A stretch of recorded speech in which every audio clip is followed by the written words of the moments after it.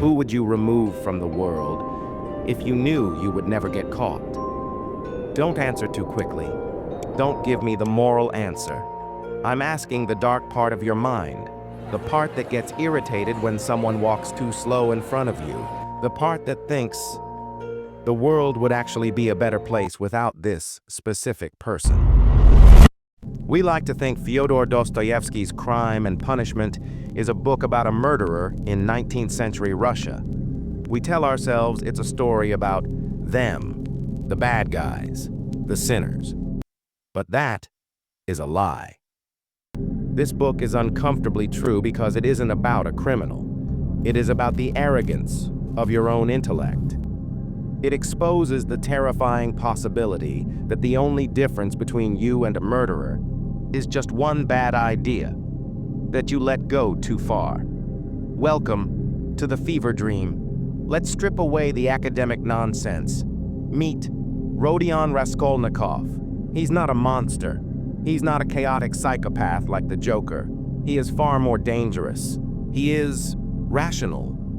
He is educated. He is young, broke, and crushing under the weight of his own potential. Does that sound familiar? Raskolnikov is possessed by a theory.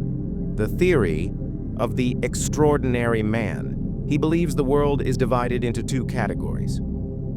First, the lice, the masses, the people who just follow rules, pay taxes, breed, and die. And then there are the Napoleons, the great men, the ones who move history forward. He argues that if Newton or Napoleon had to kill a dozen or 100 or 1,000 people to give their genius to the world, they would have the moral right to do it. Be honest. Have you ever felt superior to the average person? Have you ever thought your suffering is more profound, your intelligence more wasted than the people around you? That entitlement is the seed. Raskolnikov kills an old, bitter pawnbroker, not just for money, but to prove a point. To prove he isn't a louse, to prove he has the will to step over the line. He swings the axe not to kill a woman, but to kill his own mediocrity. But here is the cliffhanger that life doesn't tell you about. The moment the axe lands, the theory dies. You think the punishment is prison? You think the punishment is the police catching you? No. That would be too easy. The moment Raskolnikov commits the crime, he doesn't feel like a Superman. He feels separated. This is where the book becomes a mirror. Dostoevsky drags you into a psychological fever. It's the paranoia of the secret keeper. Think about the last time you did something you were ashamed of, a lie you told, a betrayal. Remember the physical sensation? The heat in your chest? The way eye contact feels like a physical threat? Raskolnikov spends hundreds of pages not in jail, but in a self-imposed hell. He becomes delirious. He faints when people mention the murder. He creates a wall between himself and his family.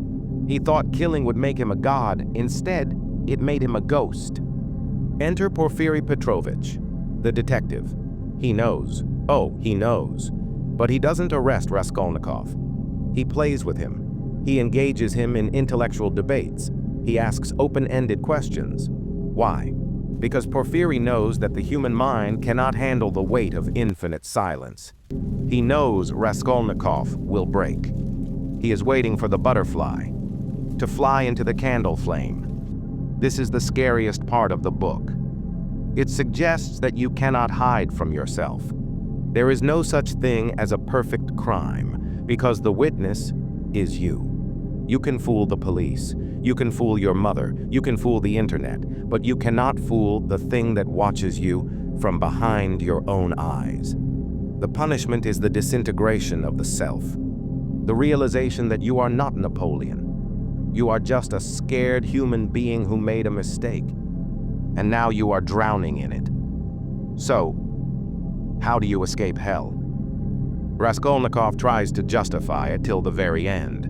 He clings to his pride, but his intellect fails him. His logic fails him. He is saved not by a brilliant argument, but by the one thing his theory couldn't account for. Sonya, a girl who has sold her body to feed her family. By Raskolnikov's standards, she should be nothing. A victim, a louse. But she possesses something he lost. A soul. She doesn't judge him. She weeps for him. She tells him to go to the crossroads, kiss the earth he has defiled, and bow down to the people. This is the uncomfortable truth we mentioned at the start. We are obsessed with being smart. We value logic, power, and being right. But crime and punishment screams at us. That intellect without a heart is a disease. Raskolnikov surrenders.